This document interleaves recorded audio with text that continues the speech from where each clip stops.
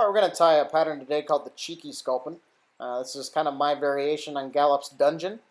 So we're going to start with a universal predator hook from Partridge or Redditch. This is a size 1. We're just going to lay down a base of thread of 140 denier UTC olive thread.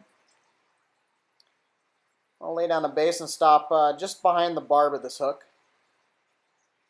That's where we're going to tie in our tail. Our tail is going to be Montana Fly Company's Buggerboo. This is the mini barred olive and brown 2-inch variety.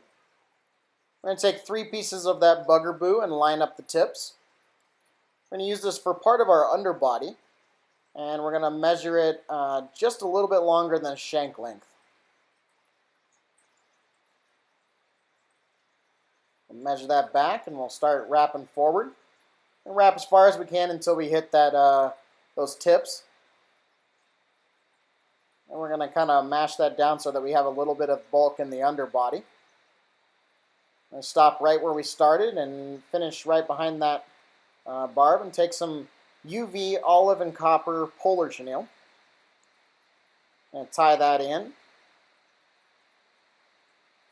One variation I'll do with this, if I want a little bit more profile and bulk on this, I'll go ahead and put a piece of schlappen and wrap those together at the same time here. But we're going to do just the polar chenille here. Touching wraps up to the front of this fly, but we're going to leave about 2 eye lengths or so at the front. Clip that off, and we can take our pick and kind of make sure there's no fibers being held down.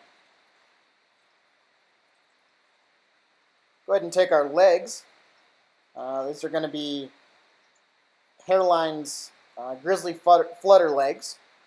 This is the root beer and black barred variety. I'm going to take two strands of these flutter legs, put them on one side, and then we're going to fold them over and put them on the other side. So we got 2 pieces of leg, 2 legs on each side. Put those in material clips so they're out of our way. We're going to add a marabou to the front of this. Going to add some motion to the back end of this hook, as well as having a nice veil of marabou over the top of the flash. This is extra select marabou from Hairline. I'm just going to take a plume and kind of stroke back some of those fibers. We're looking for maybe 4 or 5 wraps here, just enough to give some motion to the back end of this hook. I'll tie that off.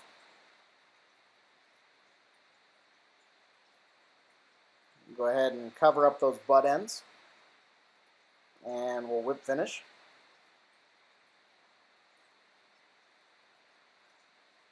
We'll make sure nothing's matted down here. Gives us a lot of movement in the water. I'm going to trim those legs just a little bit short of the tail.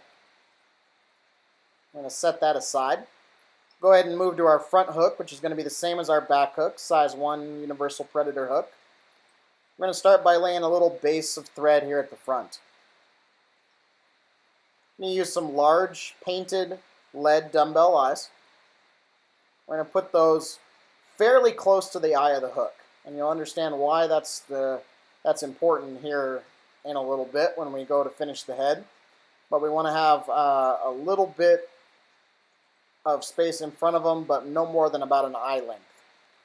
We'll do some X wraps and flip those over. Secure our eyes down.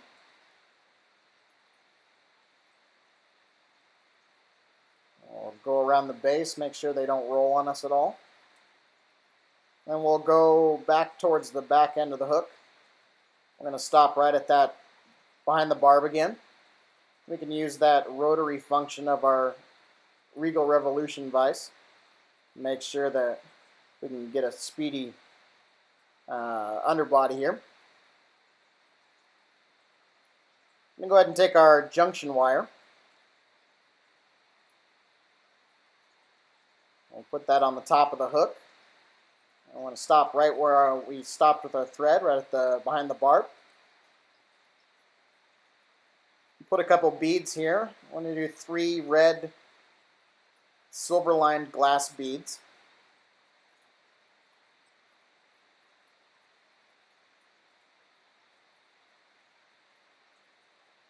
And we can go ahead and thread that back hook on. We want to have about the size of a loop that we could fit another bead on there.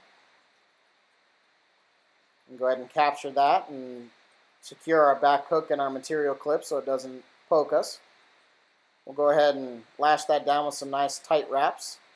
Go all the way forward, all the way back, and then back up. And then we're going to fold that over and go right back down towards the back of the hook. Clip that off and then bury that tag end.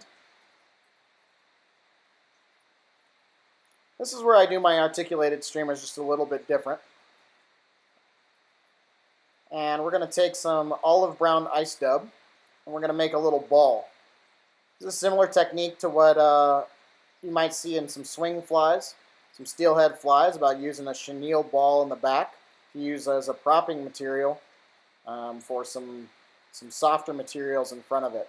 We're going to make a nice tight ball of UV or olive brown ice dub, and we're going to take some Schlappen from Whiting Farms. We'll go ahead and tie in the Schlappen here in front of the ball. Stroke back those fibers with the edge of our scissor, and we're going to butt that Schlappen right up against that ball there.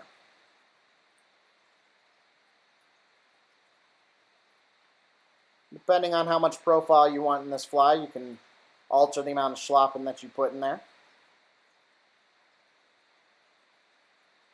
Go ahead and capture that, tie it off, and then we can kind of take our pick and make sure everything's nice and pretty looking, facing backwards.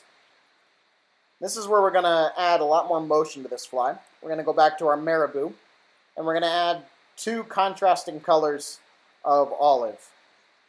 So most of the time I'll do kind of an olive brown and maybe a damsel green or a medium olive, just something to add some contrast to this. We'll put them cupping each other, about the same amount on each feather. We'll go ahead and tie those in at the same time.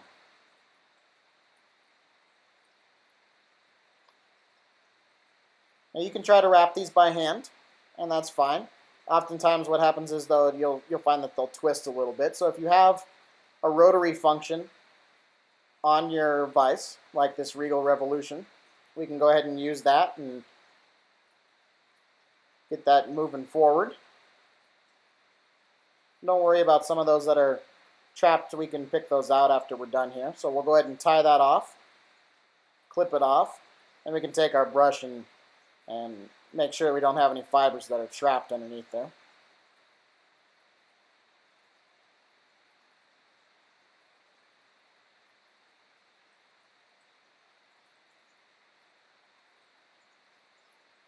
Leave about enough room for another set of eyes behind those dumbbell eyes worth of room. And we'll add in another couple pairs of legs here. Same way that we did in the other side, on the back hook, I mean. And get those out of the way. This is where I like to add a little bit of red to my streamers.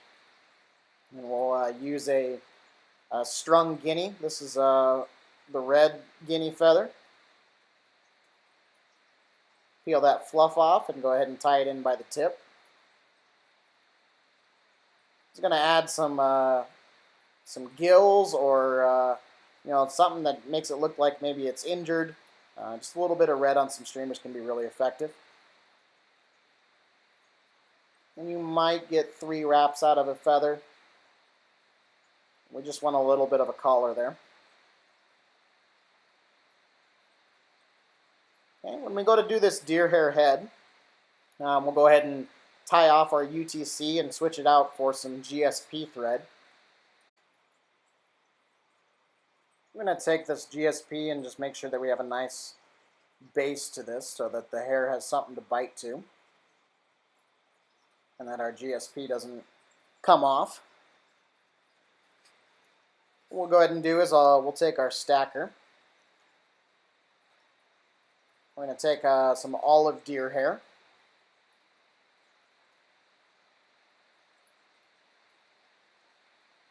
And we're going to use this olive deer hair to finish off the rest of this fly and make a nice deer hair head. And this is where I see most people have trouble finishing this type of fly is during the head. So hopefully I can offer some guidance and some help to make these heads nice and clean. We're going to take a clump of deer hair, I'd say probably 3 to 4 pencil diameters. We want a nice full collar on this fly.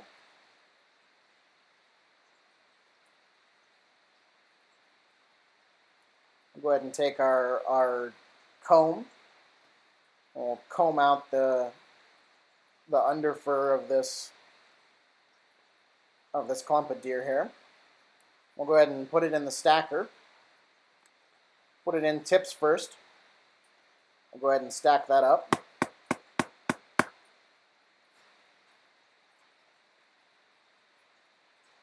We'll go ahead and measure these tips. We want these tips to kind of extend about a shank length. We want this front hook to kind of serve as the head of this fly, and the back hook to be kind of the body of this fly. So we want the tips of those to be a little bit past, from that guinea collar past to the end of that shank. We'll go ahead and trim those so that we have just a straight end butt section going right at that collar.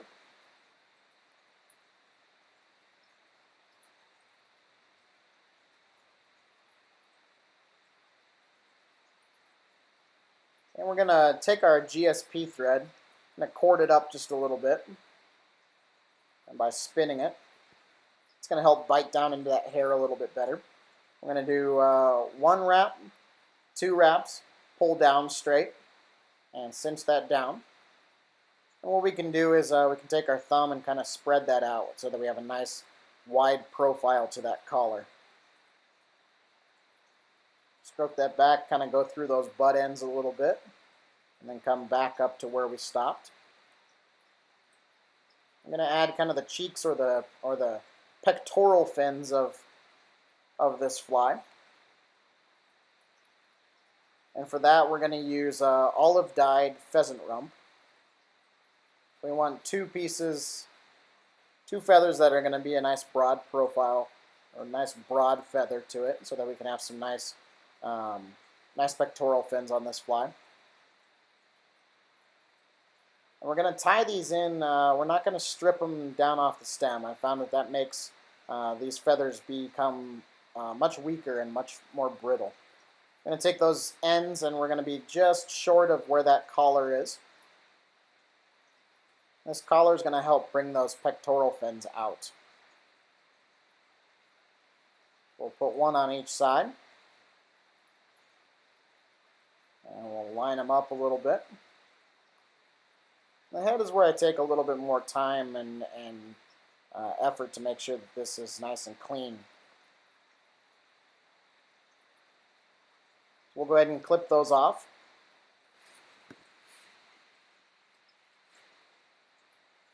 Cinch those down. Then go back to our deer hair.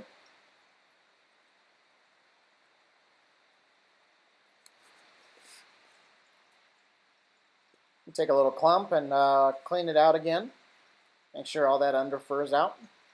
We're going to go ahead and stack this time butt ends down. Since we're not going to be using the tips from here on out, we'll go ahead and stack the rest of these with the butt ends down.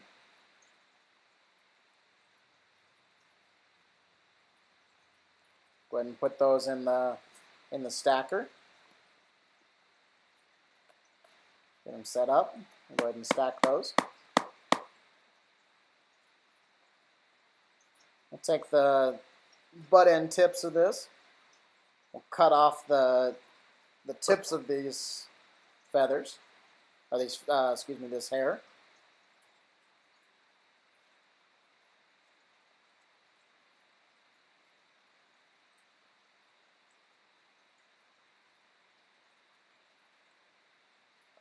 Make sure that those are all nice and set, and we'll go ahead and put them on the bottom end of this, and we'll go 1, 2, and then pull down. And what we're going to do is spread that out a little bit and then cinch it down. And we want that hair to be a little bit into those eyes, about halfway into those eyes. It's going to help bridge that gap in between the two clumps that we're going to put on the front of this.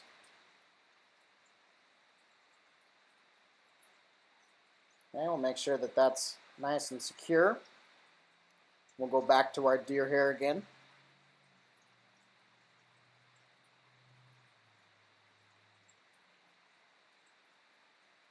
We'll take a nice healthy clump out of this. Comb it out, make sure everything's nice and clean. And then once again, we're going to stack these with the butt ends going in first.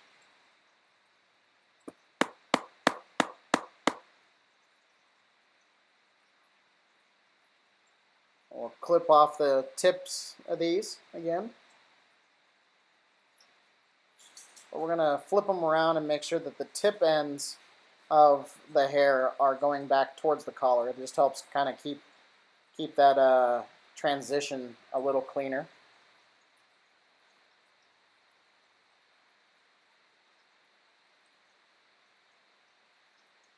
I'll go 1, 2, and then I want you to watch the hair. When I go to cinch this back down, you'll notice that it kind of slides forward behind those eyes. And it's going to make a nice full head. You kind of reposition this before you really cinch it down. I tend to prefer to tie my heads on this streamer a little bit fuller than most. I still want that head to be able to shed water when I cast, but prefer it to push a little bit more water when I'm stripping it. And then we're going to kind of bring that around the eyes, and we can go ahead and finish off the fly and whip finish.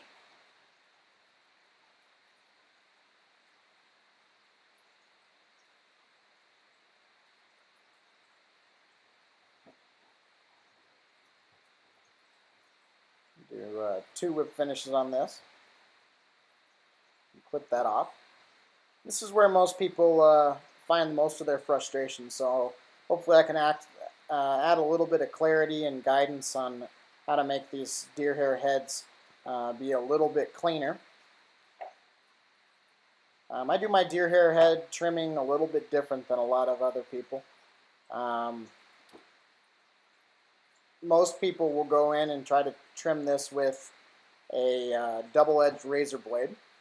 And I will use double-edged razor blades, but a little bit later into the fly. You can buy the double-edged razor blades in little packs like this.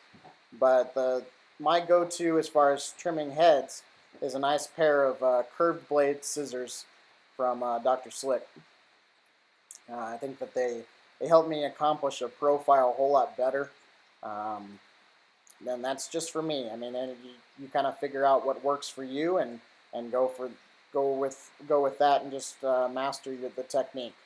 But we're going to take a double-edged razor blade right now and just get the bottom of this nice and flat. And you want to be careful that you don't go too far and cut into that guinea collar that we put in there. Just kind of take your time.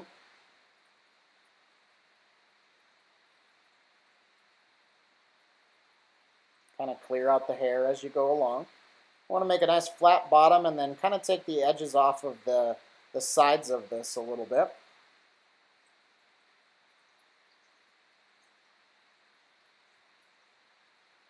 And kind of clear out anything that we got there.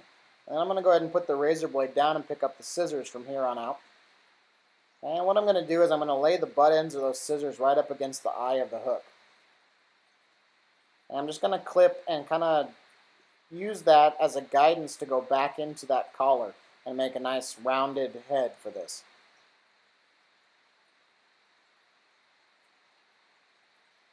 And I'll just do 1 stripe and make sure and that's going to be my guidance for the rest of the head of this fly.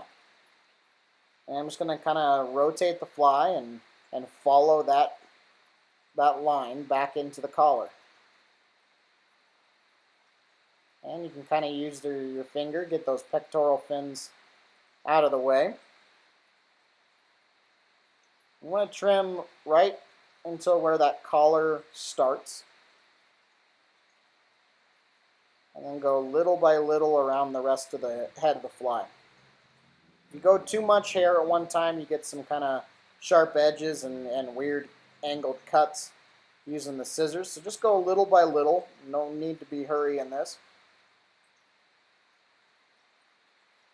And just use the butt end of those scissors and butt them right up against where those eyes are. That's going to help you stabilize the scissors and also help you as a guidance point to make that head the shape that you want.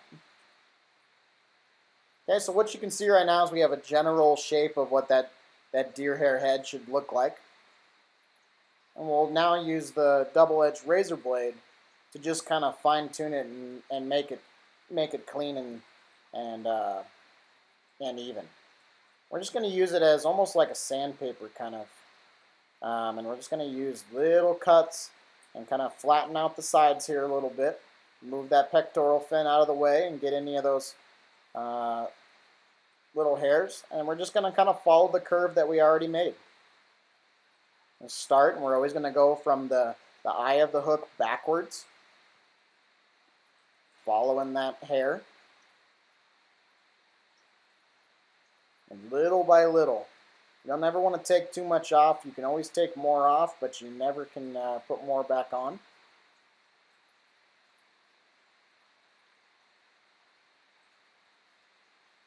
And we're just going to, little by little, real light strokes.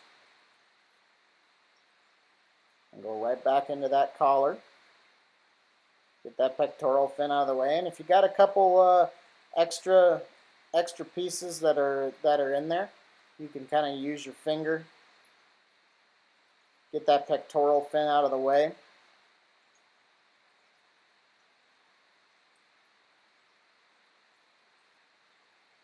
Go ahead and clean up around the eyes.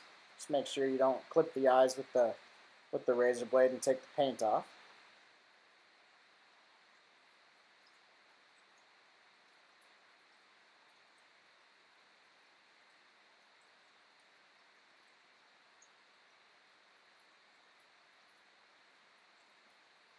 You can see that those pectoral fins, because we tied them in with some of that feather still intact and we didn't strip the quill, they're nice and sturdy and won't come out on you.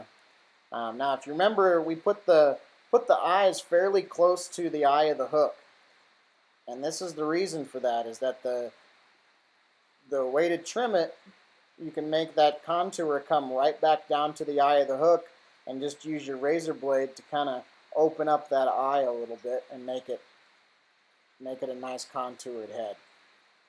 But if you put those eyes too far back, that clump won't come over the top far enough and you'll have a gap there. And you want that nice rounded front coming down to that eye. So that seems to be the most common problem that I see, is that people put the eyes and you'll have this gap and you'll want to put another clump of hair in there, and it's not going to look right if you do that. So that's the Cheeky Sculpin. It's kind of my variation on Gallup's Dungeon. A lot of the marabou, a lot of legs, good water movement and push in the water. That makes a good disturbance. You can find these at RockyMountainFlyDesign.com, and I hope to see you on the water. Tie some up. Thank you.